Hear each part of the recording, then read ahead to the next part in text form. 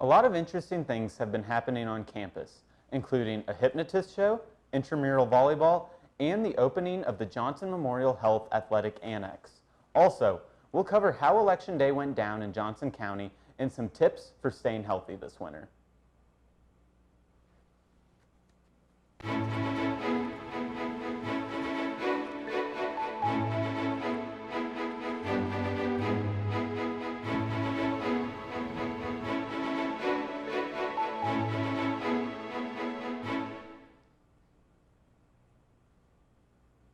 Good afternoon, Grizzlies. I'm Zach Roberts. And I'm Benny Patterson.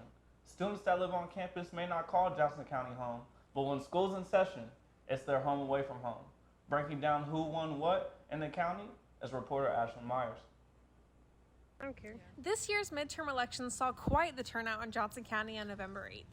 The clerk's office report revealed that the voter turnout was at 39%, with 24,173 voters. Republicans had a sweep of wins within the county. Republican Greg Pence was reelected as the U.S. Representative for District 6 and will serve for another 2 years. Many ran unopposed for state representative positions, such as Rob Green, Craig Haggard, and Michelle Davis. Peggy Mayfield also earned the state representative position for District 60, receiving 72% of votes in Johnson County. As for law and order, Republicans secured all positions on the ballot, such as auditor, assessor, and sheriff. Greg Walker secured the spot for state senator with District 41.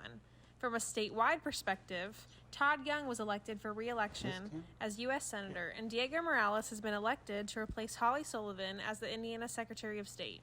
Looking toward the next election, if you are interested in voting, make sure you are registered and know what county you are eligible to vote in. For the Franklin Newscast, I'm Ashlyn Myers. The Student Entertainment Board hosted hypnotist Evan Bambardella the day after Election Day. He returned for his second year in a row here at Franklin College. Hypnotist Evan Gambardella mystified campus Wednesday. It's Gambardella's second appearance at Custer Theater, and the students showed up in droves with the hope of being hypnotized. The audience and Gambardella shared laughs and gasps, but for Gambardella, there's a lot more to hypnotism than just having people do goofy things. Gambardella initially used hypnotism to overcome childhood trauma, and now he wants to use what he learned to help others. If I can help somebody with hypnosis, make them feel just a little bit better, it makes me feel better too. It just reinforces in my own mind that I really do have a lot more power than I think. Ezra Baker, one of the attendees on the receiving end of the hypnosis, sheds light on what it's like to be hypnotized. It was just TV on, no, TV off, and then boom, TV on, I'm dancing. TV on, TV back on, I'm talking about him, and then and I just wake up and we're throwing paper in the air. And I'm like, what? Gambardella had students sing, dance, ride a magic carpet, and even rap in a Martian language. It was quite the show. From the Franklin Newscast, I'm Elijah Robertson. You think you could hypnotize me into knowing the answers for my finals next week? I'm not going to say no, but I'm not sure that's how that works. You should probably study.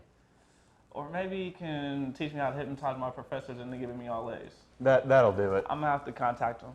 But in the meantime, reporter Dylan McKinney has a story on the long-awaited athletic annex. Franklin College opened the Johnson Memorial Health Athletic Annex Wednesday, October 25th. The finished product comes a little after a year since they broke ground. The annex consists of a new weight room and an indoor turf field. You guys may recognize this weight room, but as of October 25th, student athletes here at Franklin College can now use the weight room over in Johnson's Memorial Health Annex facility. Out with the old, in with the new. The weight room consists of multiple lifting racks with neat characteristics added to each rack. The room also consists of dumbbells for athletes to use and a nice wide window for a great view while you're lifting.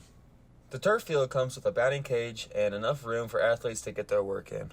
So I think one of the nice things about it is it just offers some very usable space, especially for turf teams. Provides another space to access to be able to do their necessary workouts and not have to go off campus for them. For the Franklin Newscast, I'm Dylan McKinney. Now, let's go to our field reporter, Jonah, to get the latest news surrounding the new annex. Thanks, Zach. Initially, there was some confusion among students about the new facility, but Athletic Director Andrew Hendricks sent out an email to faculty, staff, and students saying that the annex is only for athletes, but the Spurlock weight room is for all. So what can students that aren't athletes, like myself, access Spurlock? According to the email, Spurlock is open from 8 to 4, but students can use their ID cards to access it outside of those hours. Okay, thanks for the update, Jonah. Now, let's turn to esports. The team won 2 conference titles this fall. Here's a look at the newest member, and here's a hint. It's our director. The Grizz Call of Duty team felt like they needed to add some new pieces this year. They held open tryouts looking for new members to add to the team. They found 1 new member in this search. So far, my experience here has been a great one. They've really welcomed me so far. It's been a little over a week since I've joined the team, since the open tryouts they held. Long call window. Let's go! Nice. Right now, they're still trying to even look for more people that'd be up to play as we look to grow the squad in numbers.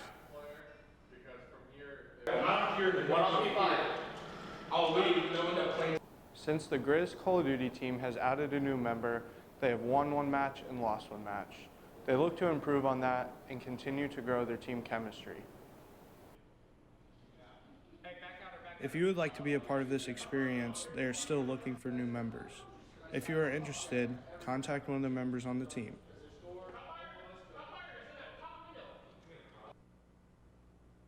Don't let that news story fool you, though. I heard Zane has a KD ratio of sub 1. I know who not to add on Warzone when I get home. You're telling me. For those who are interested in volleyball but have never played, or maybe don't even know what terms like dig or set mean, intramural volleyball may be your entry point into the sport. As flag football ends, another intramural sport starts at Franklin College. Intramural volleyball, ran by the volleyball coach, Randy Garrett, happens on Wednesdays and Sundays from 8 to 10 p.m. in the Spurlock Center. The first session was on Wednesday, November 9th, and the turnout was better than expected. I think it was pretty good. I mean, we had 2 courts going at one point, and I think the fact that we had a bunch of guys show up is kind of cool, and it wasn't just like a bunch of volleyball players coming to an open gym, which I think is something different that we haven't really done before, and is awesome to get people just engaged in a different way. Although the level of volleyball wasn't necessarily the highest, there is still a good outlook for what this may become. I think if we could get like a boys club team going, that would be awesome. So if you know anybody trying to do that, that would be great. Have them show interest, have them show up to this, and get them out here, because I think the more we can encourage FC athletics, like A, the more fun we have because it's fun, but B, the more competitive we can be within the conference and the region and do some fun things. For the Franklin Newscast, I'm Cameron Baker. Now, I'd like to introduce a news segment on the Franklin Newscast, our local weather report with Sam. Thanks, Benny. So, looking at the rest of today, Friday the 9th, you can expect a high in the low 50s and maybe some rain. As for the weekend, there will be more possible rain for Saturday with a high of 48, while Sunday we're looking at a low of 31 and a high of 47. Thanks, Sam. If you're planning on taking advantage of this warm December weather and going for a walk downtown, you may want to check out our local business, Field to Fork. Field to Fork has been a recent addition to Jefferson Street this year. They support the local farmers who grow and raise our food. Every product they sell comes from a 150-mile radius. The shop offers many products, which include meat, produce, dairy, coffee, wine, and other farmers market products. If you're looking for a quick snack, they even have sandwiches and other small meals. The purpose of the company is to build a relationship between the farmers and the consumers. Customers always know where their food comes from at Field to Fork. So Field to Fork, we specialize in locally sourced products. Everything in here, with rare exception, is coming from within a 150-mile radius. try to shake the farmer's hand every time they drop off meat. We know them all personally, so yeah, that's where what makes it special. So right now we're offering 15% off on our freezer meat, stuff we put in there, vacuum sealed out of surplus or local farmers have dropped off. Additionally, we're offering 50% off any lattes if you show us a 5-star review. For the Franklin Newscast, I'm Dylan McKinnon. While your diet is a big part of staying healthy, reporter Megan Meinzinger has some other tips for not getting sick this winter. With the cold season coming up, it's good to make sure you're doing what you can to not get sick. First, wash your hands often.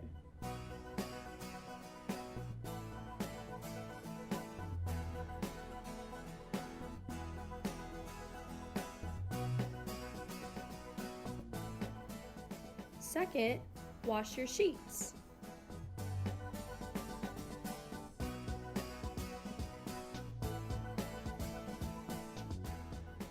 Three, take your vitamins.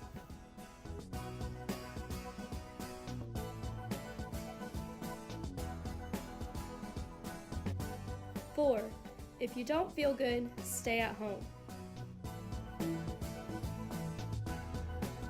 Stay safe out there, folks. For the Franklin Newscast, I'm Megan Meinzinger. You know what, Zach? Those were some great tips. You know, when I'm sick, I just like to wrap up in a nice big blanket and down some OJ. How about you?